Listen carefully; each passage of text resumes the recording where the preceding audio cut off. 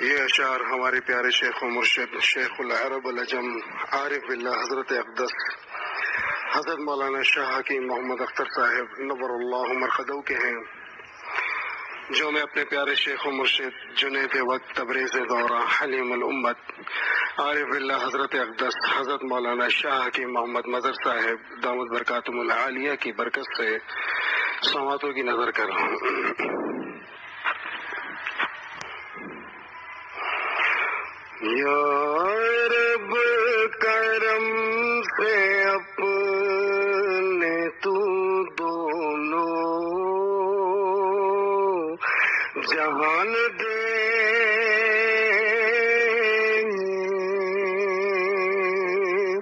یا رب کرم سے اپنے تو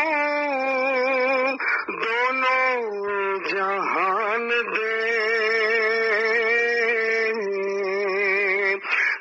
مستحق غضب کا ہے اس کو امان دے، جو مستحق غضب کا ہے اس کو امان دے،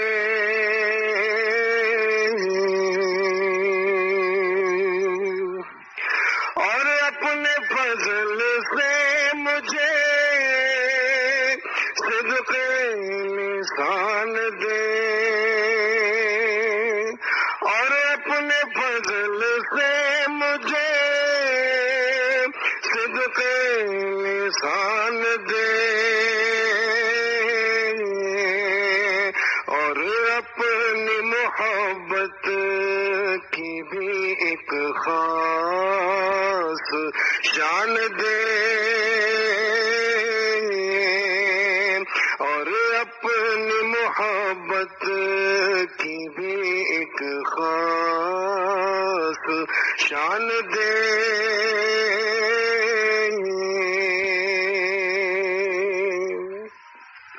یا رب مجھے زمان اور ایسا مکان دے، یا رب مجھے زمان اور ایسا مکان دے، جس میں تیری یاد ہو ایسی ہر آن دے، جس میں تیری یاد ہو ایسی ہر آن دے،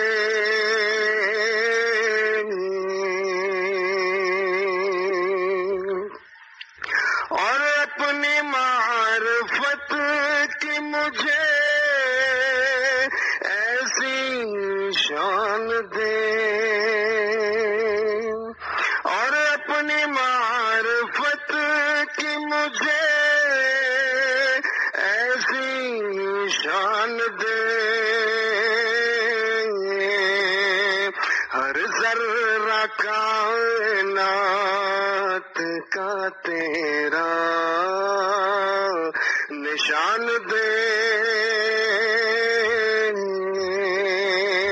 ہر ذرہ کائنات کا تیرا نشان دے،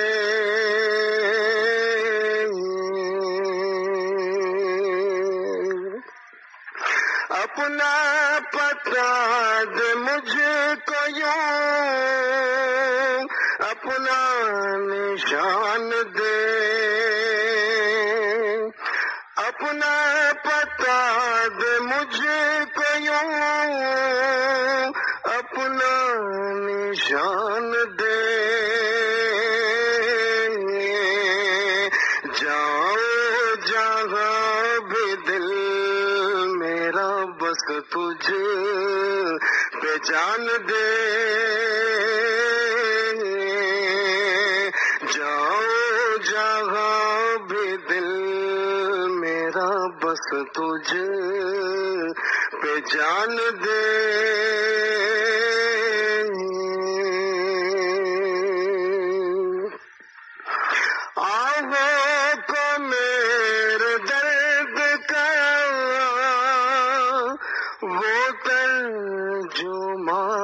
دے آہوں کو میرے درد کا وہ ترجمان دے تیرا بیان ہر زمان جس سے زبان دے تیرا بیان ہر زمان جس سے زبان دے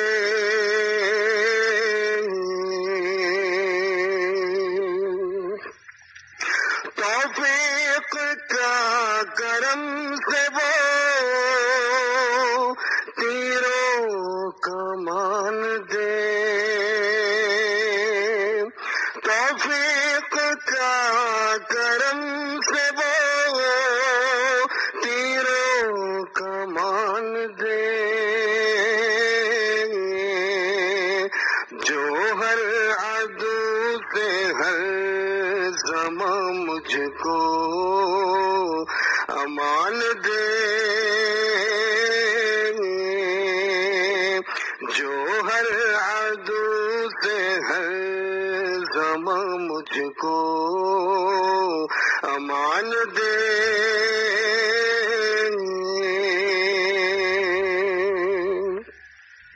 مالک میری زبان کو وہ شہر بیان دے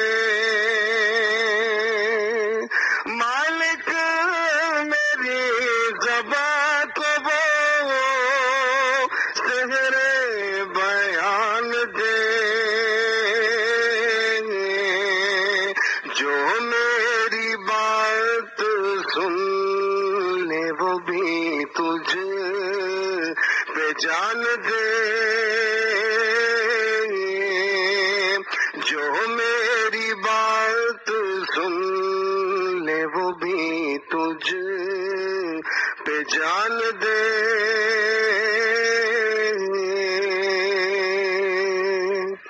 حضرت والا نور اللہ مرقدہ کا مقطع ہے اختر کو اپنے غم کی وہ مخمور جان دے مظہر کو اپنے غم کی وہ مخمور جان دے جو تیرے درد و غم کا معصوم بیان دے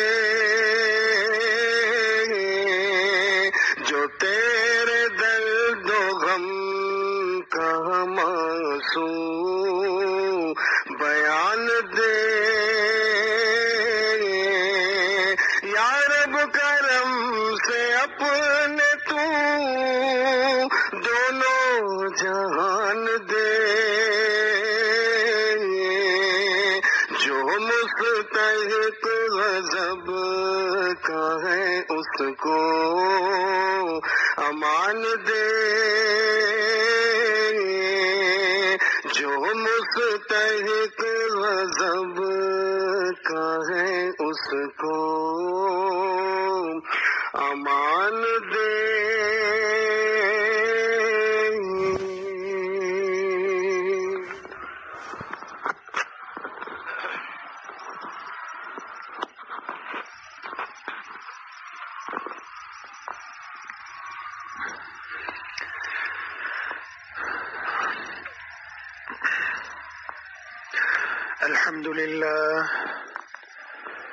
الحمد لله وكفى وسلام على عباده الذين اصطفى أما بعد فأعوذ بالله من الشيطان الرجيم. بسم الله الرحمن الرحيم.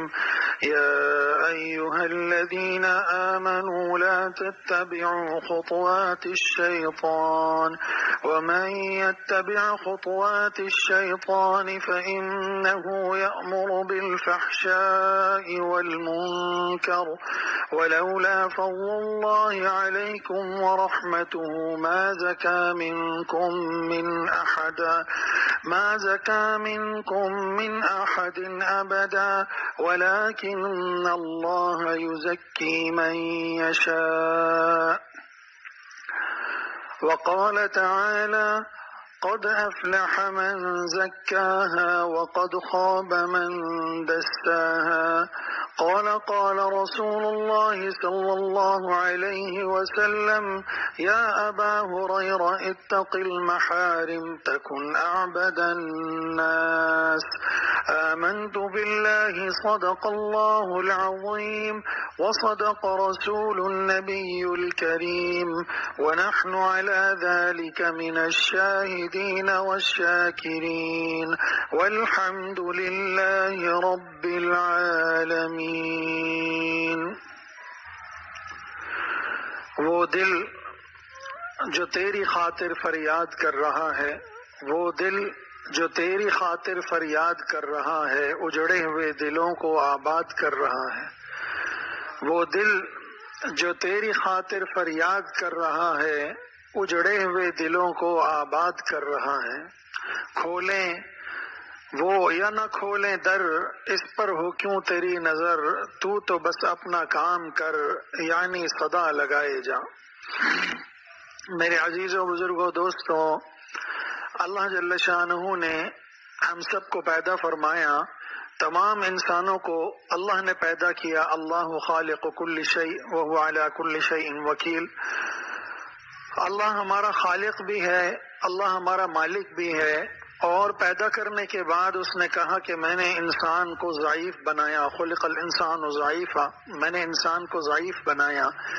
لیکن ضعیف پیدا کرنے کے ساتھ ساتھ اللہ نے ہمت اور ارادے سمیت کچھ ایسی خوبیاں ہمارے اندر رکھ دیں، یہ پیدائش سے ہمارے اندر ودیعت کر دیں کہ اگر ہم ان کو استعمال کر لیں، صحیح استعمال کر لیں، تو ہم فلاح دارین پا سکتے ہیں، تو ہم جنت حاصل کر سکتے ہیں، تو ہم اولیاء اللہ کے آخری جو سرحد ہے اس تک پہنچ سکتے ہیں. صرف اس ہمت اور ارادے کو جو اللہ تعالیٰ نے پیدائش کے وقت ہمارے اندر رکھا تھا، ہمارے اندر ودیعت کی تھی، اس کے استعمال کرنے کی ضرورت ہے. اور اس ہمت کو استعمال کر کے اپنے آپ کو کامیاب کرنے کی ضرورت ہے. اگر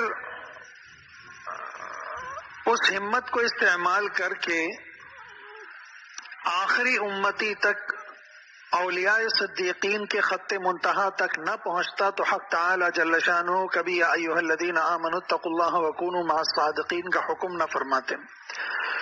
یہ حکم دینا اس بات کی دلیل ہے کہ قیامت تک جتنی بھی اولیاء اللہ کی کرسیاں ہیں، چاہے وہ غوث کی کرسی ہو، چاہے وہ قطب کی کرسی ہو، چاہے وہ قطب الارشاد کی ہو، قطب التکوین کی ہو، ابدال کی ہو، یا دوسرے اولیاء اللہ کی جتنی کرسیاں ہیں، قیامت تک ان تمام کرسیوں پر کوئی نہ کوئی اللہ کا ولی بیٹھا ہوگا.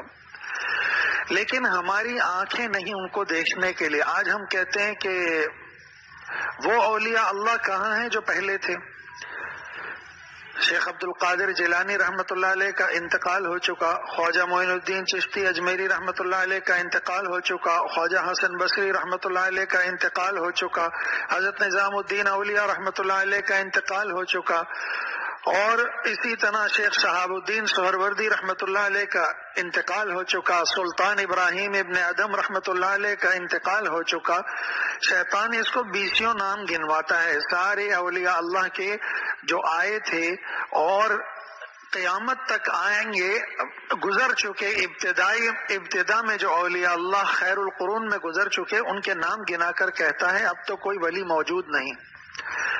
اور مقصد یہ ہوتا ہے کہ یہ شخص مایوس ہو کر بیٹھ جائے اور اپنی تزکیہ اور اپنی اصلاح کے لیے کسی اللہ والے کے پاس نہ جائے. لیکن جب اللہ جل شانہ نے حکم فرمایا ہے تو قیامت تک اس کا انتظام بھی اللہ کے ذمے ہے. دادا رحمۃ اللہ علیہ فرمایا کرتے تھے باپ کہے جاؤ باورچی خانے میں اور بادام کھا لو اور روزانہ 7 بادام کھا لیا کرو، لیکن اگر اس نے بادام لا کر نہیں رکھا ہوگا تو وہ باپ ظالم کہلائے گا کہ بادام تو لا کر نہیں رکھا، کھانے پینے کی چیزیں تو لا کر نہیں رکھی، ناشتہ اچھا گھر میں لا کر نہیں رکھا، اور بچے سے کہتا ہے جاؤ کچن میں جاؤ ڈائننگ روم میں جاؤ کھا لو. رکھ کر کہے تو وہ عقل مند باپ کہلاتا ہے. تو جب اللہ نے ہمیں حکم دیا تو اس کا مطلب یہ ہے کہ قیامت تک اولیاء اللہ پیدا ہوتے رہیں گے، لیکن ہمیں اس کا ادراک آج کیوں نہیں ہوتا وہ بھی سمجھایا کرتے تھے. فرمایا کرتے تھے کہ عمدہ سے عمدہ غذا، میٹھی سے میٹھی چیز، اچھی فیرنی کسٹرڈ جو میٹھا بنا ہو، اگر آپ ملیریا کے مریض کو دیں گے تو اس کی زبان اس کا ذائقہ قبول کرنے سے، اس کا ذائقہ چکھنے سے قاصر ہوگی. کس وجہ سے؟ اپنے ملیریا کی وجہ سے، اپنے بخار کی وجہ سے. لیکن اسی آدمی کو جب گولیاں دی جائیں ملیریا اتارنے والی، ملیریا کا بخار اتارنے والی ریسوچن کی گولیاں دی جائیں، متواتر ڈاکٹر سے علاج کرے، پھر 1 ہفتے کے بعد جب دوبارہ اس کو یہ میٹھا دیا جائے، جب کھائے گا تو اس سے پورا ذائقہ حاصل کرے گا اور مکمل لطف اندوز ہوگا. فرمایا آج ہماری زبان پر، ہماری آنکھوں پر اور ہمارے دل پر ایک گناہوں کا غلاف چڑھا ہوا ہے. ہم معصیت زدہ ماحول میں ہیں، اس لیے ہمیں یہ اللہ والے نظر نہیں آتے، اور آج ہم جستجو اور تلاش حق کی نیت سے اللہ والوں کے پاس نہیں جاتے، اعتراض کی نیت سے جاتے ہیں یا علم بڑھانے کی نیت سے جاتے ہیں کہ کوئی نئی بات جو ہے وہ سن لیں وہاں. لیکن جو شخص اللہ والوں کے پاس اللہ تعالیٰ کی محبت حاصل کرنے کے لیے جائے گا اس کو اللہ کی محبت ضرور ملے گی. اور پھر یہ بھی فرمایا کہ اللہ کی محبت کے شراب کے مٹکے تیار رکھے ہوئے ہیں، مٹکے کے مٹکے تیار رکھے ہوئے ہیں، پینے والا چاہیے، صرف پینے والے کی تلاش ہے. ایسا نہیں کہ اللہ تعالیٰ کی محبت کے شراب کے مٹکے ختم ہو گئے، نہیں، قیامت کی صبح تک یہ مٹکے موجود ہوں گے.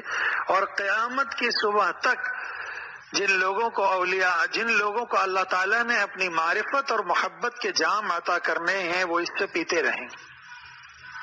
تو یہ مٹکے قیامت تک رہیں گے.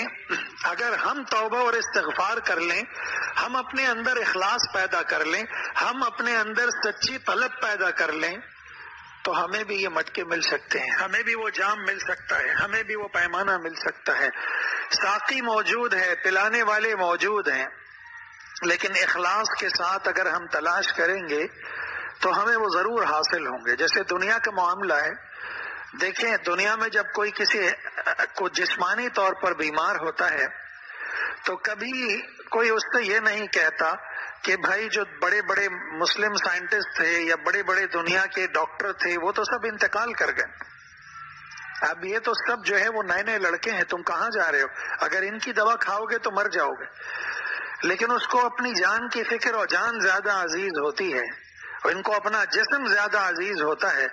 تو جو دستیاب ڈاکٹر ہوتا ہے یہ اسی سے علاج کراتے ہیں، اسی میں تلاش کرتے ہیں کہ یہ 10-15 کنسلٹنٹ ہیں، کون سا بڑا ہے، 5-6 لوگوں سے مشورہ کرتے ہیں اور کسی کے پاس جا کر اس سے دوا لے کے اور جو ہے علاج شروع کر دیتے ہیں. کیوں؟ کہ جان پیاری ہے. اگر ایمان پیارا ہوتا تو اللہ والوں میں سے چند اللہ والوں کا انتخاب کرتے اور اس انتخاب کرنے کے بعد اس میں سے کسی ایک کو اپنا روحانی معالج متعین کرتے اور اس سے جا کر جو ہے اپنا تزکیہ کراتے، اپنی اصلاح کراتے. لیکن جسم کے معاملے میں ہمارا معیار الگ ہے اور روح کے معاملے میں ہمارا معیار الگ ہے. روحانی معالجین کے لیے ہم نے اپنے دماغ کے اندر معیار اور بینچ مارک بنایا، وہ الگ بنایا، اور جسمانی معالجین کے لیے جو معیار متعین کیا وہ الگ کیا. یہ دوہرا معیار ہے ہمارا. آج ہم میں سے ہر ایک اس دوہرے معیار کے اندر مبتلا ہے. لیکن جو شخص طلب کے ساتھ اللہ والوں کے پاس جاتا ہے اللہ جل شانہ اس کو ضرور ملتے ہیں۔ اور 1988 میں دادا جان رحمۃ اللہ علیہ نے ایک الہامی مضمون اسی مسجد اشرف کے ممبر سے جمعے کے دن بیان فرمایا تھا کہ فنائے نفس سے متعلق ایک علم عظیم اللہ جل شانہ نے مجھے عطا فرمایا۔ وہ علم یہ ہے کہ کیا عبادت انسان کو اعلی مقام تک اور اس کی باطنی صفائی کا ذریعہ بن سکتی ہے یا نہیں؟ صرف انسان عبادات کرتا رہے اس کا باطن پاک ہو جائے، اخلاق رذیلہ ختم ہو جائیں، اخلاق حمیدہ سے متصف ہو جائے، تو کہا کیا عبادات کافی ہیں اخلاق رذیلہ کو ختم کرنے اور اخلاق حمیدہ کے پیدا کرنے کے لیے، اصلاح نفس کے لیے، تزکیہ نفس کے لیے؟ فرمایا نہیں۔ فرمایا یہ علم عظیم مجھے اللہ نے عطا فرمایا کہ صرف عبادت اخلاق رذیلہ کے ختم کرنے کے لیے، اصلاح نفس کے لیے، تزکیہ باطن کے لیے کافی نہیں۔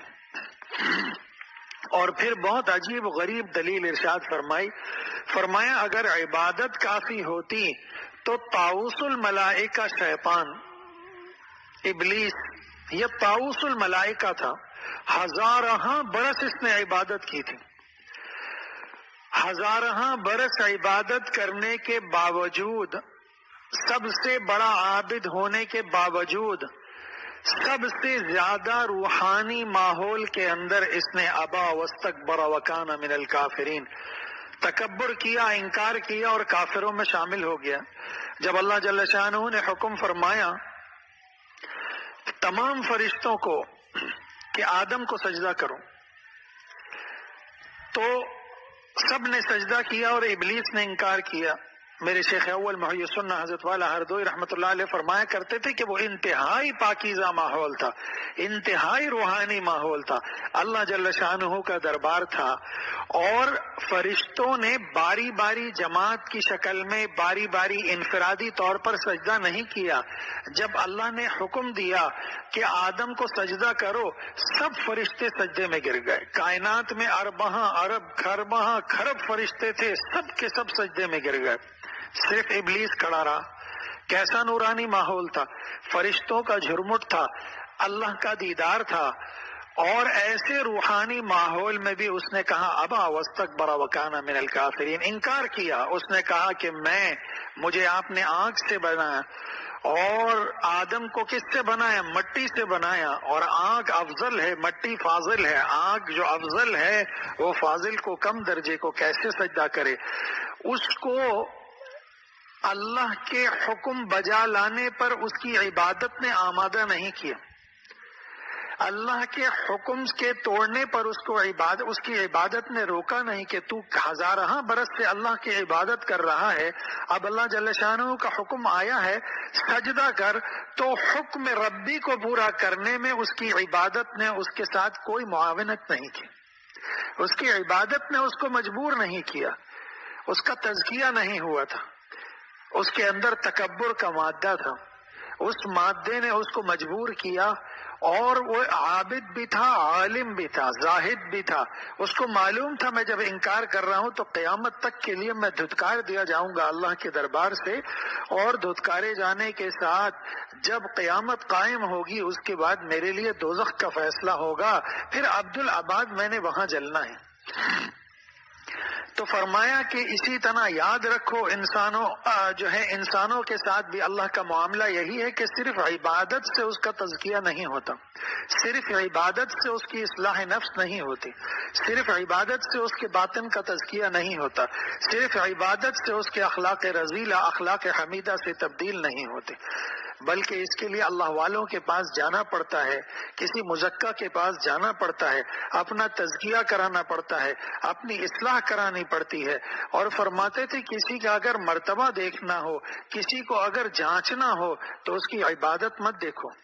بعض لوگوں کی عبادت اتنی زیادہ ہوتی ہے کہ دیکھ کر رشک آتا ہے، تعجب ہوتا ہے کہ یہ بندہ عبادت کرتا کیسے ہے، لیکن جب مخلوق کے ساتھ اس کے معاملات کو دیکھا جائے تو شرم آتی۔ جب مخلوق کے ساتھ اس کے معاملات کو دیکھا جائے تو شرم آتی. اللہ نے کیا فرمایا؟ الخلق عیال اللہ فاحب الخلق الی اللہ من احسن الی عیالہ. مخلوق اللہ کا کنبہ ہے، اور جو اللہ کے کنبے کے ساتھ برا معاملہ کرے وہ اللہ کے نزدیک پسندیدہ نہیں ہو سکتا. جیسے کوئی باپ نہیں چاہتا کہ میری اولاد کے ساتھ کوئی برا کام کرے، کوئی برا معاملہ کرے، اسی طرح اللہ جل شانہ بھی نہیں چاہتے کہ میرے کسی بندے کے ساتھ میرا کوئی دوسرا بندہ کوئی برا کام کرے، کوئی اذیت والا کام کرے، کوئی ایذا رسانی کا عمل کرے، کوئی تکلیف پہنچائے. باپ اپنی اولاد کے درمیان بھی نہیں چاہتا کہ میرا ایک بیٹا دوسرے بیٹے کو ستائے یا میری ایک اولاد دوسرے اولاد کو ستائے. اسی لیے اللہ نے بد نظری بھی حرام کر دی. اللہ نہیں چاہتا کہ میری بندی جس حالت میں بھی ہے، گناہ کار ہے، سیاہ کار ہے، بدکار ہے، لیکن اس کو میرا کوئی بندہ بری نگاہ سے دیکھے. اللہ نے بری نگاہ سے دیکھنے سے ہی منع فرما دیا، اور حدیث قدسی میں فرمایا النظر سهم من سهام ابلیس مسموم من ترکها مخافتی ابدلته ایمانا یجد حلاوته فی قلبه او کما قال علیہ الصلاۃ والسلام. یہ نظر بازی یہ شیطان کے تیروں میں سے ایک تیر ہے جو زہر میں بجھایا ہوا ہے. جو اپنی نظروں کی حفاظت کرے گا میں اس کو ایسا ایمان عطا کروں گا کہ وہ اپنے دل کے اندر حلاوت ایمانی پالے گا، دل کے اندر نور ایمان پائے گا، نور ایقان پائے گا، نور عرفان پائے گا. وہ نور ایمان، نور ایقان اور نور عرفان اس کا دل خون کے ذریعے سے اس کی جسم کی رگ رگ میں، اس کے جسم کے ذرے ذرے میں بھیجے گا. پھر اس کی آنکھ بھی نورانی ہو جائے گی، اس کا ہاتھ بھی نورانی ہو جائے گا، اس کے بال بھی نورانی ہو جائیں گے، اس کے تمام اعضاء نورانی ہو جائیں گے. لیکن جب تک انسان حرام سے نہیں بچے گا، جب تک اللہ تعالیٰ اس کو یہ مقام نہیں عطا فرمائیں گے، تو فرمایا کہ اگر عبادت سے تزکیہ ہو جاتا تو شیطان کا تزکیہ ہو جانا چاہیے تھا. نہیں ہوا تو معلوم ہوا کہ ہم میں سے جن کو اپنی عبادت پر ناز ہے، تو عبادت سے ہماری جو ہے اخلاق رذیلہ ختم نہیں ہوں گے، عبادت سے ہمارے باطن کا تزکیہ نہیں ہوگا، اور عبادت سے ہماری جو ہے اصلاح نفس نہیں ہوگی. اس کے لیے کسی اللہ والے کے پاس جانا پڑے گا، اس کے پاس وقت لگانا پڑے گا، اس سے علاج کرانا پڑے گا. اور اس معاملے میں شرمانا نہیں چاہیے. دنیا کے علاج میں جو شرمایا اس کی کبھی اصلاح نہیں ہوئی، اس کو کبھی جو ہے وہ صحت نہیں ملی. ایک آدمی ہے، کوئی عذر ہے، تکلیف دے، شرم کے مقام پر کوئی تکلیف ہے یا ویسے ہی کوئی تکلیف ہے، ڈاکٹر کے پاس جاتا ہے بار بار، اور وہ نمبر بھی لیتا ہے، پیسے بھی خرچ کرتا ہے، کمرے میں جاتا ہے اور بات کو گھما پھرا کر کرتا ہے، واپس آ جاتا ہے، اپنا مرض پورا بیان نہیں کرتا. تو کیا ڈاکٹر مرض بغیر پوچھے دوا دے سکتا ہے یا صحیح دوا دے سکتا ہے؟ اور پورا علاج اور مکمل صحت ممکن ہے بغیر اطلاع کے. تو جس طرح جسمانی صحت بغیر پوری اطلاع کے معالج کو، طبیب کو، ڈاکٹر کو بغیر بتائے ممکن نہیں، اسی طرح سے روحانی امراض، تکبر، بغض، حسد، کینہ اور دوسرے امراض جتنے بھی ہیں، بخل ہے، بزدلی ہے، یہ سب نہیں ختم ہو سکتی جب تک ہم کسی اللہ والے سے تعلق قائم کر کے اس کو اپنی باطنی کیفیات کے بارے میں نہ بتائیں، اس کو اپنی عبادات کے بارے میں نہ بتائیں، اس کو اپنے اخلاق کے بارے میں نہ بتائیں. اور پھر زیادہ رحمۃ اللہ علیہ فرمایا کرتے تھے کہ عبادت کو معیار مت بنایا کرو، حسن معاملہ کو معیار بنایا کرو. عبادت سے کسی کے بارے میں فیصلہ مت کرو کہ یہ اللہ کے نزدیک محبوب ہے یا نہیں. محبوب تو وہ ہے کہ جو مخلوق کے ساتھ جس کا رویہ اچھا ہو. اب رات بھر تہجد پڑھی، عبادات کی، نوافل پڑھے، فرض عبادات بھی پوری کی اور سنت موقدہ بھی کی اور نوافل بھی پڑھے، لیکن جب ماں باپ کے ساتھ معاملہ آیا تو ماں باپ کے سامنے سینہ تان کر بات کر رہا ہے، ماں باپ کے سامنے اونچی آواز میں بات کر رہا ہے. اللہ نے حکم کیا دیا تھا؟ وَلَا تَقُلْ لَهُمَا أُفٍّ وَلَا تَنْهَرْهُمَا وَقُلْ لَهُمَا قَوْلًا كَرِيمًا.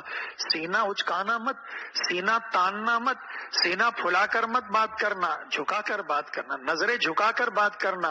اف مت کہنا. آج تو نہ جانے ہم کیا کہتے ہیں، اف کہنا منع ہے. وَقُلْ لَهُمَا قَوْلًا كَرِيمًا. اور بات کس کے ساتھ کرنا؟ عاجزی، انکساری، نرمی کے ساتھ کہ اللہ تعالیٰ نے ان کے ذریعے سے تمہیں وجود بخشا اور ماں باپ کے قدموں کے جو ہے تلے تمہاری جنت رکھی، اور جو ہے باپ کو اللہ نے مرتبہ عطا کیا. لیکن ساری عبادات پوری ہیں، جب معاملہ آتا ہے ماں باپ کا تو اول فول بکتا ہے، زبان سے وہ کچھ نکالتا ہے کہ کچھ دیر پہلے تک یہ باعزید بستانی معلوم ہو رہا تھا عبادت سے، لیکن جب معاملات کا سب سے بڑا معاملہ، سب سے بڑا درجہ اللہ نے انسانوں کے اندر ماں باپ کا رکھا ہے، پھر اساتذہ کا رکھا ہے، پھر مشائخ کا رکھا ہے۔ آج ہم میں سے بہت سے لوگوں میں اس معاملے میں اعتدال نہیں کہ ماں باپ کو ماں باپ کا درجہ دینے کے لیے تیار نہیں۔ کچھ ایسے ہیں جنہوں نے استاد کو شیخ کا درجہ بھی دیا ہوا ہے، ماں باپ کا درجہ بھی دیا ہوا ہے۔ کچھ ایسے ہیں کہ جنہوں نے شیخ کو ماں باپ کا درجہ بھی دیا ہوا ہے، استاد کا درجہ بھی دیا ہوا ہے، اور جو ہے شیخ کا درجہ تو ہے، شیخ کا نمبر تیسرا ہے۔ حضرت تھانوی رحمۃ اللہ علیہ نے فرمایا کہ ماں باپ کا درجہ اس لیے بڑا ہے کہ وہ تمہارے جو ہے مادے کا موجد ہے، وہ تمہارے مادے کا کیا ہے؟ موجد ہے، اور شیخ جو ہے وہ اس کے اوپر رنگ پھیرنے والا ہے، اور استاد اس کی تربیت کرنے والا ہے، اور استاد کیا ہے؟ اس کی تربیت کرنے والا ہے۔ تو درجات اللہ نے یہ رکھی، ہر ایک کو اس کے درجے میں رکھنا چاہیے، سوائے نافرمانی اور گناہ کے کام میں ماں باپ کی نافرمانی کسی کام میں جائز نہیں۔ تو اللہ نے تو کہا وَلَا تَقُل لَهُمَا أُفٍّ وَلَا تَنْهَرْهُمَا وَقُل لَهُمَا قَوْلًا كَرِيمًا۔ اب اگر کسی کو دیکھنا ہے تو دیکھ لیجئے ماں باپ کا فرما بردار کتنے ہیں، ماں باپ کے ساتھ بات کیسے کرتا ہے، سینہ پھلا کر کرتا ہے یا سینہ اندر کر کے کرتا ہے۔ یہ سینہ پھلانے کے لیے تو اللہ نے جو ہے وہ کفار رکھے تھے کہ جب کفار کے سامنے جانا تو مومن کامل کی صفت یہ ہے کہ وہ کیا ہوتا ہے؟ کافر کے سامنے سخت ہوتا ہے اور مومن کے اوپر انتہائی نرم دل ہوتا ہے۔ یہاں معاملہ الٹا ہے کہ کسی مظلوم کی مدد کرنی ہے، ظالم کے سامنے کھڑے ہیں تو سینہ اچکا کر کھڑا ہونا چاہیے کہ میں اس مظلوم کے ساتھ ہوں اور ہر طرح سے اس کی مدد کروں گا۔ اب دیکھیے کہ معاملہ کیا ہے، ظالم کے ساتھ سینہ اچکا کر کھڑا ہے یا مظلوم کے برابر میں کھڑا ہے؟ معیار اس کو بنائیے، معیار عبادت کو نہ بنائیے۔ اسی طرح شیطان انسان کو ابھارتا ہے میاں بیوی کے معاملات، میاں بیوی کے معاملات، بچوں کے معاملات۔ دیکھیے کہ بچوں کے ساتھ اس کا معاملہ کیسا ہے، شوہر کو دیکھیے اس کا بیوی کے ساتھ معاملہ کیسا ہے، بیوی کو اگر دیکھنا ہے تو شوہر کے ساتھ اس کے معاملات دیکھیے۔ اسی طرح تجارت اور ملازمت، اگر کسی کو جانچنا ہو، اس کے دین کے بارے میں معلوم کرنا ہو، اس کا اللہ کے نزدیک محبوب ہونا اور غیر محبوب ہونا معلوم کرنا ہو تو اس کی تجارت دیکھیے کہ شریعت و سنت کے مطابق ہے یا نہیں، اس کی ملازمت دیکھیے اس کی ملازمت شریعت اور سنت کے مطابق ہے یا نہیں۔ معیار یہ ہے الخلق عیال اللہ فاحب الخلق، محبوب اللہ کے نزدیک وہ ہے جس کے اللہ کے مخلوق کے ساتھ معاملات اچھے ہوں، ماں باپ کے ساتھ اچھے ہوں، اپنی بیوی کے ساتھ، بیوی کے شوہر کے ساتھ اچھے ہوں، اور اسی طرح باپ کی اپنی اولاد کے ساتھ، اولاد کے اپنے باپ کے ساتھ معاملات اچھے ہوں، اور اسی طرح تجارت کے اندر مالک کے اپنے ملازمین کے ساتھ، ملازمین کے اپنے مالک کے ساتھ تعلقات شریعت اور سنت کے مطابق ہوں۔ اسی طرح بیچنے والے کے خریدنے والے کے ساتھ، خریدنے والے کے بیچنے والے کے ساتھ معاملات اچھے ہو۔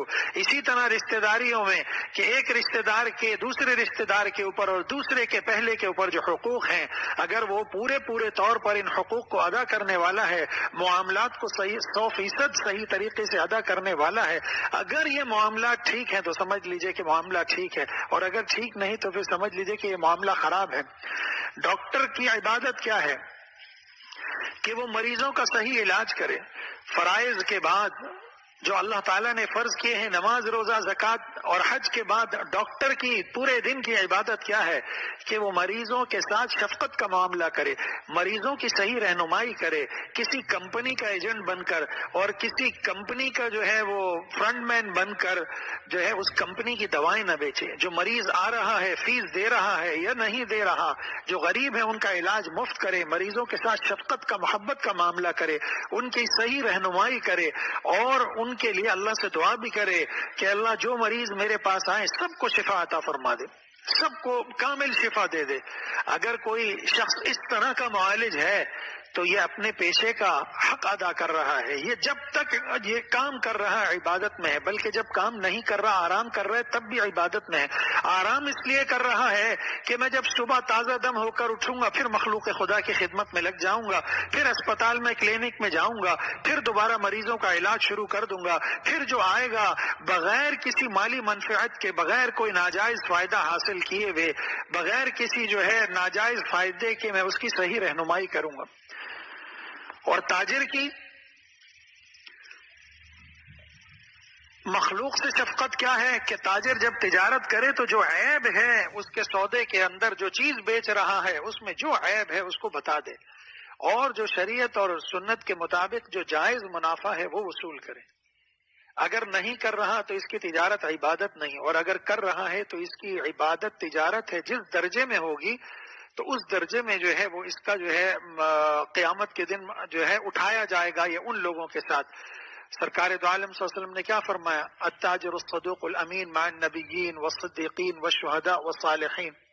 اپنے اپنے درجے کے اعتبار سے جس نے جتنا تجارت میں احتیاط کیا ہوگا، جتنا تجارت کے اندر حلال اور حرام کا خیال کیا ہوگا، جس نے جتنا تجارت کے اندر جو ہے وہ شریعت اور سنت کے کاموں کو مد نظر رکھا ہوگا، سرکار دو عالم صلی اللہ علیہ وسلم کی سنت کو پیش نظر رکھا ہوگا، یہ اتنے ہی بڑے درجے کا ولی ہوگا۔ صحابہ میں سے نبی کریم صلی اللہ علیہ وسلم نے تجارت کی، اکثر صحابہ کا پیشہ کیا تھا؟ تجارت تھا۔ اکثر صحابہ نے تجارت کی، اور صحابہ میں عبداللہ ابن عوف جیسے بڑے تاجر بھی تھے اور چھوٹے تاجر بھی تھے۔ ہمارے پاس رہنمائی موجود ہے، ہم پوچھنے کے لیے اس لیے تیار نہیں علماء سے کہ عمل کرنا پڑے گا، اس لیے نہیں پوچھتے کہ کیوں، کیا کرنا پڑے گا؟ عمل کرنا پڑے گا، اس لیے کہتے ہیں کہ مرضی سے کر لو۔ کر رہے ہیں کام، تجارت شروع کر رہے ہیں، اگر کسی مفتی سے پوچھا، اس نے منع کر دیا کہ یہ تجارت جائز نہیں، تو رکنا پڑے گا، اور سامنے ایک بڑا منافع نظر آ رہا ہوتا ہے، چاہے ملے یا نہ ملے۔ فطرت ہے انسان کی کہ اٹھتے ہوئے قدم مفتی کی طرف رک جاتے ہیں کہ کہیں ناجائز نہ کہہ دے۔ دل میں تردد پیدا ہو چکا ہے کہ جو کام کر رہا ہوں، یا اس کام کے لیے جو تشہیر کے ذرائع استعمال کر رہا ہوں، یا اس کام کو کرنے کا جو طریقہ میں نے رکھا ہے وہ ناجائز ہے۔ بہت سے کام فی نفس ہی جائز ہوتے ہیں، لیکن کچھ اسباب، کچھ لوازمات ہم دوسرے ایسے شامل کرتے ہیں کہ جس کی وجہ سے وہ کام ناجائز ہوتا ہے، اور کچھ کام ایسے ہوتے ہیں کہ جو ناجائز ہوتے ہیں، لیکن ہم اس کے اوپر دین کا لیبل لگا کر ملمہ سازی کر کے اس کو جائز بنانے کی کوشش کرتے ہیں۔ دونوں طریقے حرام، اور دونوں طریقے آج ہمارے معاشرے میں رائج ہیں۔ آج ادنا سے ادنا آدمی کو دیکھ لیں، ریڑھی کے اوپر، ٹھیلے کے اوپر پھل لے کے جاتا ہے، کتنا خوش ہوتا ہے، کم تول کر اور کم ناپ کر، ایک کیلا بچا کر خوش ہوتا ہے، اور باٹ کے اندر جو وزن کرنے کا پتھر ہے اس کے اندر اس نے کچھ کاریگری کی ہوتی ہے جس سے وہ 25-50 گرام کلو میں سے بچا لیتا ہے، اور اس کو اپنا ہنر قرار دیتا ہے۔ اس کو کیا قرار دیتا ہے؟ یہ اللہ اور اس کے رسول کے فرمان کو بھول جاتا ہے۔ وَيْلٌ لِّلْمُطَفِّفِينَ الَّذِينَ إِذَا اكْتَالُوا عَلَى النَّاسِ يَسْتَوْفُونَ وَإِذَا كَالُوهُمْ أَوْ وَزَنُوهُمْ يُخْسِرُونَ أَلَا يَظُنُّ أُولَٰئِكَ أَنَّهُم مَّبْعُوثُونَ۔ یہ ناپ تول میں کمی کرنے والوں کا ضابطہ یہ ہے، جب لیتے ہیں تو پورا پورا لیتے ہیں، جب دیتے ہیں تو کم کر کر دیتے ہیں۔ کیا ان کو اس بات کا خوف نہیں کہ قیامت کے دن ان کو میدان محشر میں میرے سامنے کھڑے ہو کر کے حساب دینا ہے؟ یہ ادنا طبقہ ہے۔ اب اسی طرح اوپر تک چلے جائیں کہ اعلیٰ طبقے تک چلے جائیں، لیکن اعلیٰ طبقے تک ایمانداری نہیں رہے، کیا یہ عبادت نہیں کرتے؟ جو ناپ تول میں کمی کر رہا ہے، آذان کی آواز آتی ہے فوراً ٹھیلا بند کرتا ہے، مسجد میں آتا ہے، نماز پڑھتا ہے، اللہ سے فریاد کرتا ہے، آوزاری کرتا ہے، اشباری کرتا ہے، بے قراری کرتا ہے، سجدے کرتا ہے، اور سجدے کرنے کے بعد اللہ کا قرب حاصل کرتا ہے، اور پھر واپس جا کر وہیں کھڑا ہوتا ہے، اور پھر اسی جھوٹ سے آغاز ہوتا ہے، اسی کم وزن کے باٹ سے پھر تولنا شروع کرتا ہے، وہی ناپ تول کی کمی ہوتی ہے، وہی زبان پہ جھوٹ ہوتا ہے۔ کپڑا بیچنے والا کہتا ہے 1000 کا پڑا ہے، 1000 کا خریدا ہے، 1100 میں بیچ رہا ہوں، 100 روپے جو ہے بچ رہے ہیں۔ ضرورت کیا ہے جھوٹ بول کر سودا بیچنے کی؟ ضرورت کیا ہے؟ لیکن یہ ایک ہمارا مزاج بن چکا ہے۔ ہماری عبادت ہمیں ان کاموں سے نہیں روک رہی، ہماری جملہ عبادات ہمیں ان کاموں سے نہیں روک رہی۔ اسی ٹھیلے والے کے پاس سے کوئی مانگنے والا گزرتا ہے تو سیٹ دے نہ دے، یہ 10 روپے 20 روپے اپنی حیثیت کے مطابق صدقہ کر دیتا ہے۔ صدقہ کرنے کے بعد پھر وہی کام شروع کرتا، وہی ناپ تول میں کمی۔ یہ چیزیں، یہ عبادات اس کو گناہوں سے نہیں روک رہی، یہ عبادات اس کو اللہ کی اطاعت پہ اس طرح نہیں ابار رہی جس طرح اللہ کی عبادت کا اور اللہ کی اطاعت کا حق ہے۔ کیوں؟ دادا رحمۃ اللہ علیہ فرمایا کرتے تھے کہ جب بلب جلانا ہوتا ہے تو ہم 2 تار لگاتے ہیں، اس میں ایک مثبت ایک منفی، مائنس پلس کے تار جب لگتے ہیں تب جا کر وہ بلب روشن ہوتا ہے۔ اگر ایک تار نہ ہو تو وہ بلب روشن نہیں ہو سکتا، وہ عمارت روشن نہیں ہو سکتی۔ اور فرماتے تھے کہ یہ جو پنجرا ہے ہمارا، جس کو اللہ نے، بعض مفسرین نے لکھا اللہ نور السماوات والارض مثل نورہ کمشکات فیہا مصباح المصباح فی زجاجہ الزجاجۃ کأنہا کوکب، کہ یہ جو ہمارے دل کا جو ہے گھر، یہ جو ہمارے سینے کا گھر ہے اور اس میں ہمارے دل کا جو مکان ہے، یہ بھی جب تک دو تار نہیں لگائیں گے جب تک روشن نہیں ہوگا۔ ایک مثبت تار، ایک منفی تار۔ اور فرمایا کرتے تھے مثبت تار کیا ہے؟ یہ عبادات کا تار ہے، نماز کا تار ہے، روزے کا تار ہے، زکوٰۃ کا تار ہے، حج کا تار ہے، صدقے کا تار ہے، دوسری نفلی عبادات کا تار ہے۔ فرماتے تھے ایک تار لگ گیا روشن نہیں ہوگا دل کے اندر نور ایمان، نور عرفان، نور ایقان کچھ نہیں آئے گا، دل کے اندر تقوی کا نور روشن نہیں ہوگا۔ فرمایا کرتے تھے کہ اس کے ساتھ منفی تار، مائنس تار بھی لگانا پڑے گا، وہ ہے گناہوں کے تقاضوں سے بچنے کی ہمت، گناہوں کے تقاضوں سے بچنے کی ہمت، کہ جب گناہوں کے تقاضے تو ہوں گے۔ فرمایا کرتے تھے متقی یہ کھمبے نہیں ہو سکتے، جتنے روڈ پہ کھمبے لگے ہوتے ہیں ان کو کسی عورت کو دیکھنے کا تقاضا ہوتا ہے، جھوٹ بولنے کا تقاضا ہوتا ہے، یہ تو کھمبے ہیں، ان کے اندر تقاضا ہی نہیں رکھا اللہ نے۔ انسان کے اندر تقاضا رکھا ہے، اس کا ازالہ نہیں ہو سکتا، امالہ ہو سکتا ہے۔ اس کا کیا ہو سکتا ہے؟ ازالہ، ختم نہیں ہو سکتا، انسان کا غصہ ختم نہیں ہو سکتا، اور انسان کے اندر شہوت کا مادہ رکھا ہے، اللہ نے ختم نہیں ہو سکتا، اور دوسرے مادے رکھے ہیں ختم نہیں ہو سکتے، بلکہ یہ مغلوب ہو سکتے ہیں اور اچھے مادے غالب ہو سکتے ہیں۔ کیسے؟ غضب کا مادہ مغلوب ہو گیا، حلم کا مادہ غالب آ گیا۔ اب کہتے ہیں لوگ حلیم الطبع ہے، اور بخل کا مادہ ختم ہو گیا، سخاوت کا مادہ غالب ہو گیا، کہتے ہیں یہ شخص سخی ہے۔ اور تکبر کا مادہ ختم ہو گیا، تواضع کا، عاجزی، انکساری کا مادہ غالب آ گیا، کہتے ہیں یہ متواضع ہے، یہ بہت مٹا ہوا آدمی ہے۔ اسی طرح بزدلی کا مادہ ختم نہیں ہو سکتا، لیکن شجاعت کا مادہ، بہادری کا مادہ غالب آ سکتا ہے۔ اسی طرح کینہ کا، بغض کا مادہ ختم نہیں ہو سکتا، لیکن محبت کا مادہ غالب آ سکتا ہے۔ تو یہ مادے جتنے بھی ہیں یہ ختم نہیں ہو سکتے، ان کا ازالہ نہیں امالہ ہوتا ہے۔ اس کو کوئی چاہے ختم ہو جائے، ختم نہیں ہو سکتا، ختم تو کمبے کا ہے، اس کے اندر کوئی تقاضا ہی نہیں گناہ کا۔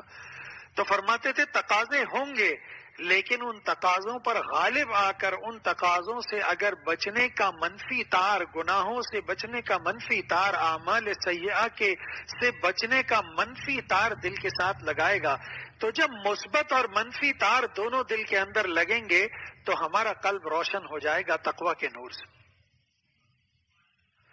اور فرماتے تھے یا اللہ نے انسان کو اپنے، ہر انسان کو اختیار دیا دنیا کو پیدا کرنے کے بعد، فَأَلْهَمَهَا فُجُورَهَا وَتَقْوَاهَا قَدْ أَفْلَحَ مَنْ زَكَّاهَا وَقَدْ خَابَ مَنْ دَسَّاهَا۔ اللہ نے جب انسان کو پیدا کیا، ہمارا خالق، ہمارا مالک ہے، وہ ہماری فطرت سے واقف ہے، اس نے دونوں راستے رکھے اور دونوں راستوں کی تعلیم دی۔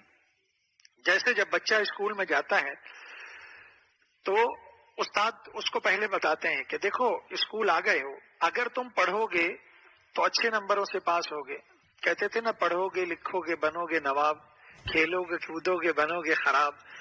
تو استاد کہتا ہے بھائی پڑھو گے لکھو گے تو اچھے نمبروں سے پاس ہوگے، اور تمہارے ماں باپ بھی خوش ہوں گے، تمہیں بھی خوشی ہوگی اور ہمیں بھی خوشی ہوگی، تمہارے ادارے کی بھی جو ہے وہ نیک نامی ہوگی۔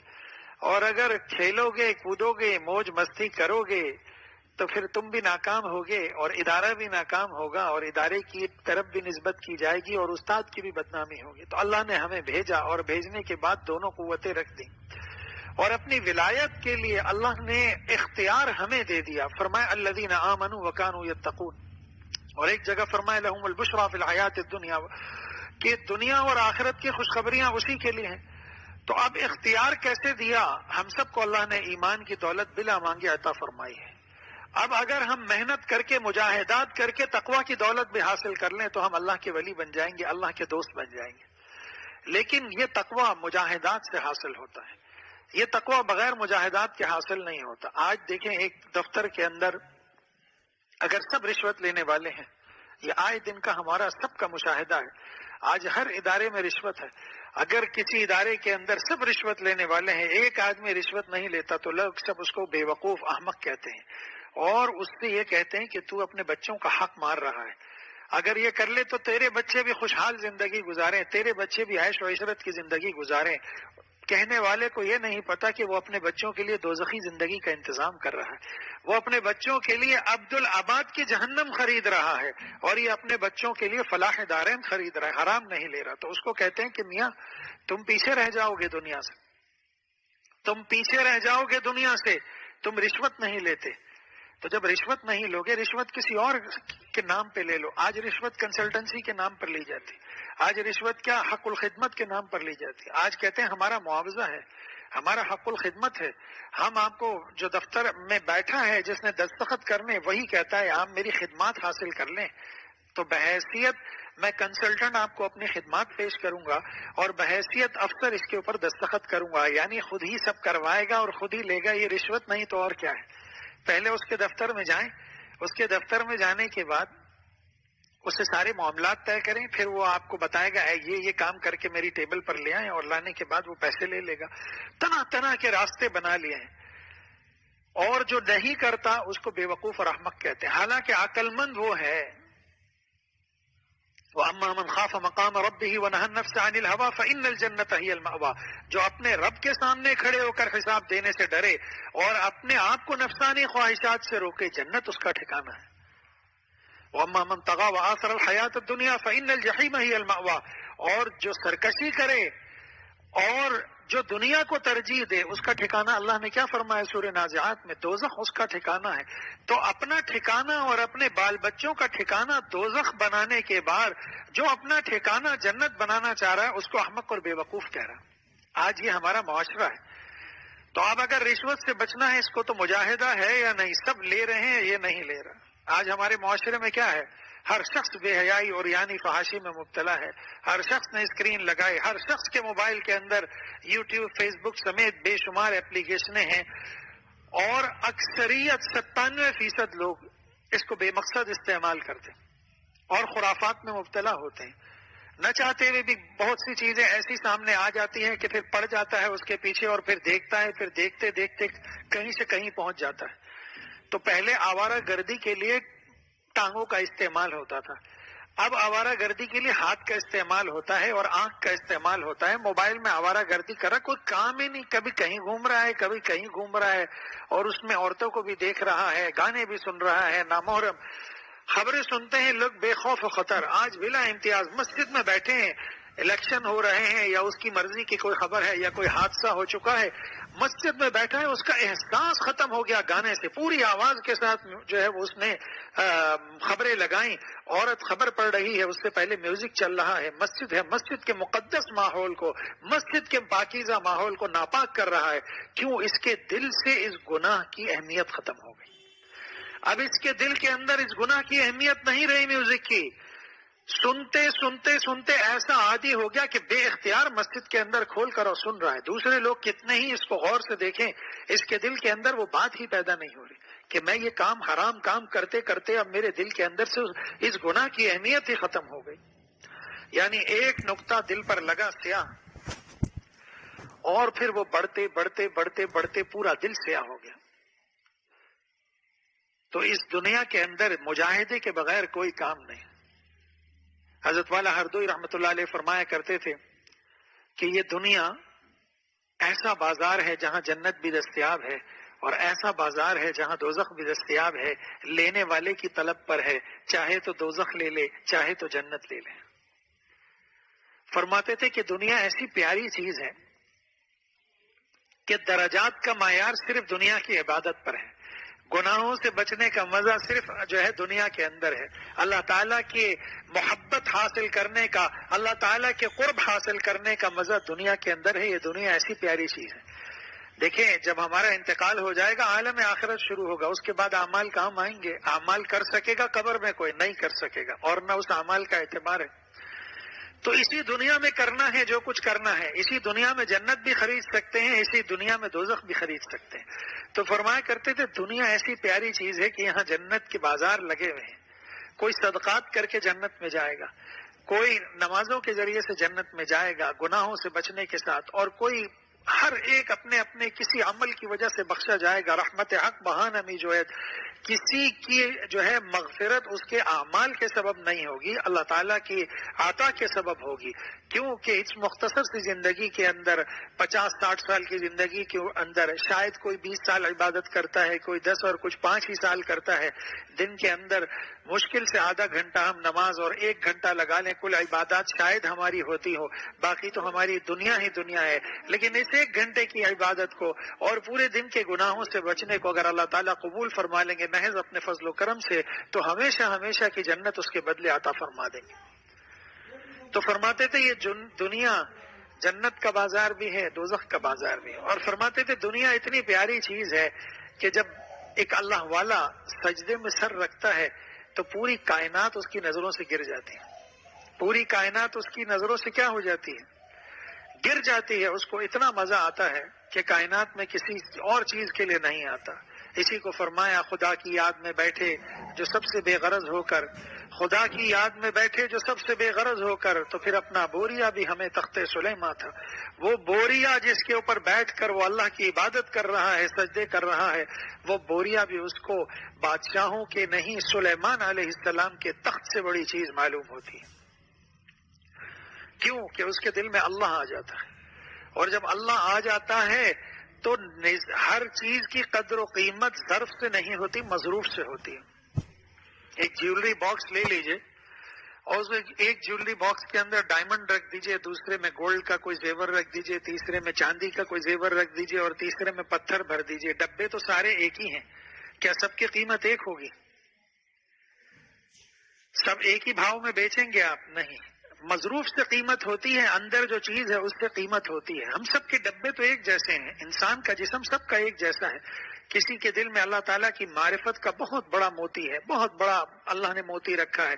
کسی کا کم، کسی کے جو ہے اس سے کم، اور کسی کے دل میں سڑنے گلنے والی، ہگنے موتنے والی لاشیں ہیں. بتائیے دونوں کی قیمت برابر ہو سکتی ہے؟ ظاہری طور پر دونوں یکساں ہیں، جسم دونوں کا یکساں ہے، لیکن ایک کے دل میں اللہ کی معرفت کا موتی ہے، اللہ کی محبت کا موتی ہے. اللہ کی محبت کا دریا موج زن ہے. اللہ تعالیٰ کی معرفت حاصل کرتا ہے وہ کائنات کے ایک ایک ذرے سے. جس ذرے کو دیکھتا ہے وہ کہتا ہے یہ میرے مولا نے میرے لیے پیدا کیا، اس کو میرے کام میں لگایا.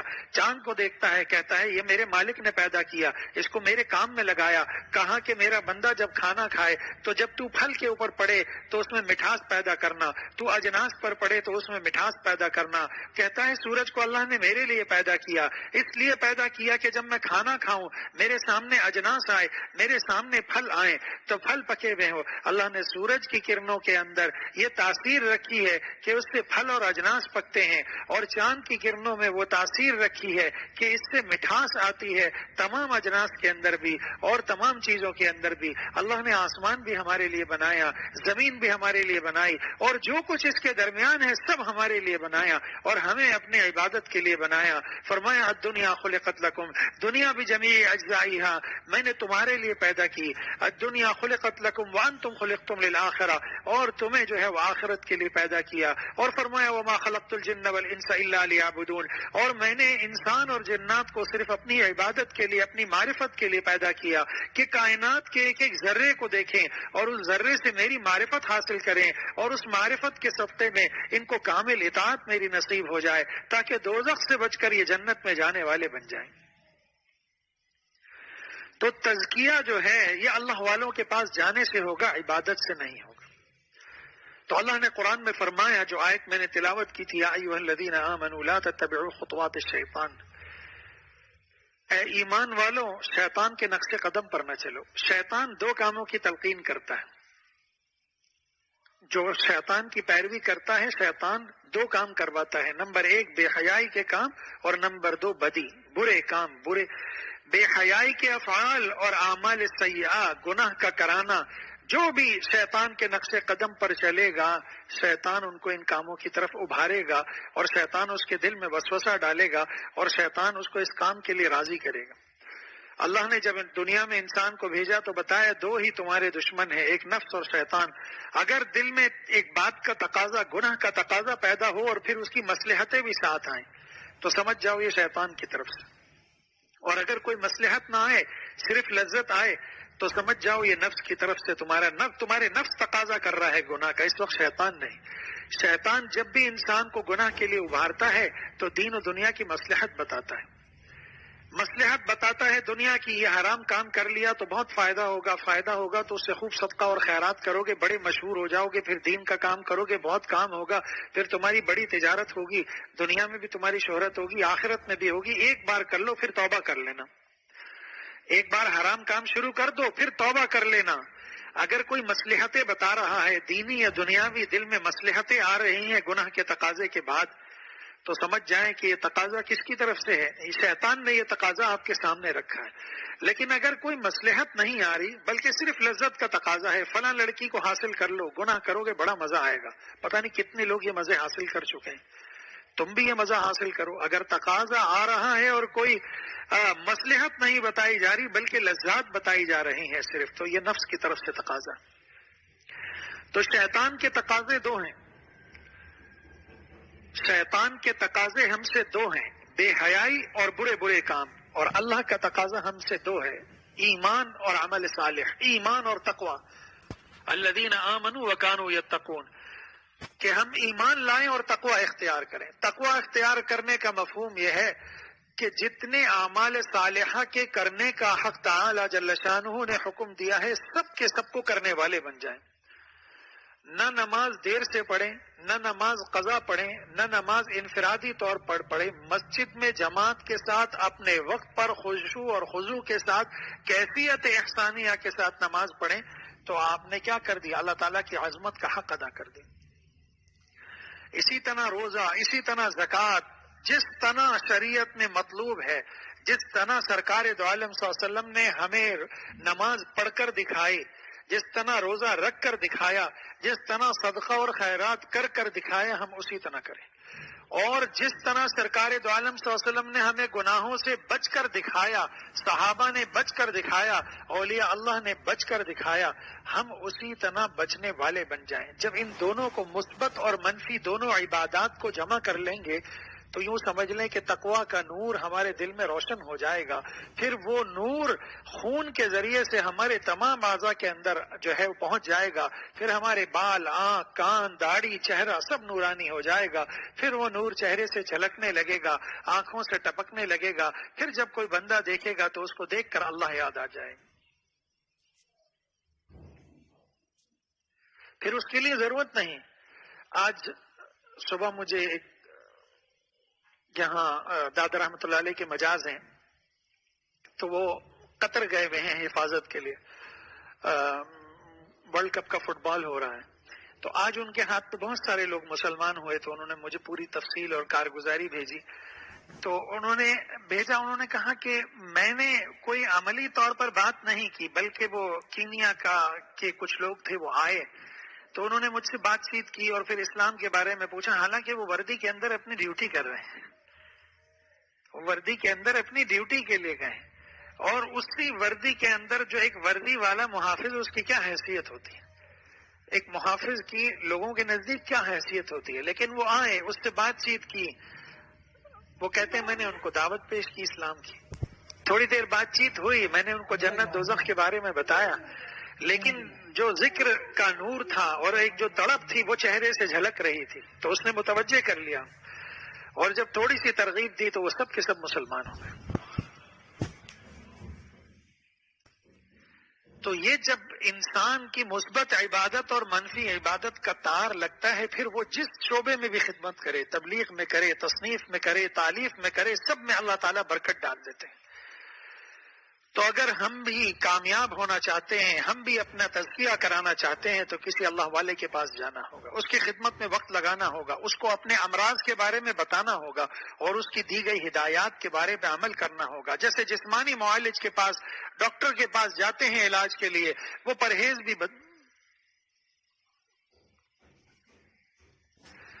تو وہ پرہیز بھی بتاتا ہے، باقی چیزیں بھی بتاتا ہے۔ انسان جب اس کے اوپر عمل کرتا ہے تو عمل کرنے کی برکت سے اس کو صحت جسمانی مل جاتی ہے، اور اگر صحت روحانی چاہتے ہیں تو روحانی معالجین کے پاس جائیں اور ان کو بتائیں، اپنے امراض بتائیں۔ امراض بتانے کے بعد وہ جو پرہیز بتائیں کہ ان گناہوں سے بچنا ہے اس سے بچیں، اور جو اعمال صالحہ بتائیں اس کو اختیار کریں۔ اس کو اختیار کرنے کی برکت سے جب یہ دونوں تار جڑیں گے تو ہمارے دل کے اندر جو ہے وہ ایمان کا نور روشن ہو جائے گا، پھر یہ ہمارے چہرے سے جھلکے گا، پھر مخلوق خدا خود ہماری طرف متوجہ ہوگی، پھر جب لوگ ہمیں دیکھیں گے ان کو اللہ یاد آئے گا، پھر لوگ ایمان بھی لائیں گے، پھر گناہوں والی زندگی کو چھوڑ کر اعمال صالحہ والی زندگی اختیار کریں گے۔ اللہ پاک ہم سب کو عمل کی توفیق عطا فرمائے۔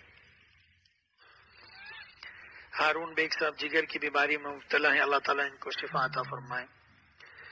والدین کی صحت و تندرستی اور قرض کی ادائیگی آسان ہو جائے اس کے لیے دعا فرما دیں۔ اللہ تعالی ہم سب کو صحت و تندرستی عطا فرمائے، جو مقروض ہیں ان کی قرض کی ادائیگی کا غیب سے بندوبست فرمائے۔ ایک صاحب بچے و بچیوں کے رشتے کے لیے پریشان ہے، اللہ ان کو شفا عطا فرمائے۔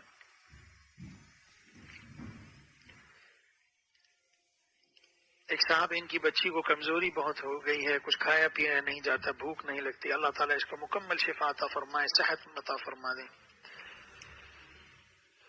ایک صاحب نے لکھا ہے میری والدہ کے جلد کے اندر دانے ہو جاتے ہیں، اس سے بہت تکلیف ہوتی ہے، اللہ تعالیٰ ہم سب کے والدین کو صحت، عافیت، سلامتی اور امن عطا فرمائے، اور صحت، تندرستی اور عافیت کے ساتھ ان کا سایہ ہمارے سروں پر تا دیر قائم رکھیں، اور ہمیں ان کی قدر کرنے کی، ان کے ذریعے سے جنت کمانے کی توفیق عطا فرمائے۔ اس صاحب نے لکھا ہے میرے گھٹنوں میں درد ہوتا ہے، چلنے میں تکلیف ہوتی ہے، اللہ پاک ان کو بھی شفا عطا فرمائے۔ الحمد للہ رب العالمین والعاقبۃ للمتقین والصلاة والسلام علی سید المرسلین نبینا محمد وعلی آلہ وصحبہ اجمعین۔ یا اللہ ہم سب کو اپنا تزکیہ کرانے کی توفیق عطا فرما، تزکیہ باطن کی توفیق عطا فرما، اہل اللہ کے پاس جانے کی توفیق عطا فرما، اصلاح نفس کی توفیق عطا فرما۔ یا اللہ ہم سب کو اتباع سنت کی توفیق عطا فرما، یا اللہ ہم سب کو اتباع سنت کی توفیق عطا فرما۔ یا اللہ ہم سے اس کے والدین، اساتذہ اور مشائخ اس دنیا میں موجود ہوں، یا اللہ ہمیں ان کی قدر کرنے کی توفیق عطا فرما، ان کو صحت اور عافیت کے ساتھ لمبی عمر عطا فرما، ان کا سایہ ہمارے سروں پر صحت اور عافیت کے ساتھ قائم اور دائم رکھ۔ یا اللہ جن کے اساتذہ، جن کے والدین، جن کے مشائخ اس دنیا سے جا چکے ہیں، یا اللہ سب کی بلا حساب و کتاب مغفرت فرما دیں، سب کی بلا حساب و کتاب مغفرت فرما دیں، سب کو جنت میں دخول اولی نصیب فرما دیں، سب کی قبر کو جنت کے باغوں میں سے ایک باغ بنا دے۔ یا اللہ جتنے مسلمان اس دنیا سے جا چکے ہیں سب کی قبر کو جنت کے باغوں میں سے ایک باغ بنا دے، سب کی ارواح کو علیین کے اندر انبیاء، صحابہ اور صلحاء کی ارواح کے ساتھ جمع فرما دے، سب کو جو ہے جنت کے اندر دخول اولی سب کے لیے مقدر فرما دے۔ یا اللہ ہم میں سے جو بیمار ہوں ان کو شفا کاملہ عاجلہ مستمرہ عطا فرما دے، جو مقروض ہیں ان کی قرض کی ادائیگی کا غیب سے بندوبست فرما دے، جو بے روزگار ہیں ان کو عافیت والی، برکت والی، پاکیزہ روزی عطا فرما دے۔ یا اللہ ہم میں سے جس کے دل میں جو جائز حاجت ہو، آپ علیم و خبیر ہیں، دلوں کے بھید کو جاننے والے ہیں، سب کی جملہ جائز حاجات کو پورا فرما دیجیے، ہم سب کے ساتھ فضل کا، کرم کا، رحم کا معاملہ فرما دیجیے، ہم سب کو اخلاص، تقوی اور توکل کی دولت عطا فرما دیجیے، ہم سب کو اولیاء صدیقین کے خط منتہا تک پہنچا دیجیے۔ وصلی اللہ تعالی علی خیر خلقہ محمد وعلی آلہ واصحابہ اجمعین برحمتک یا ارحم الراحمین۔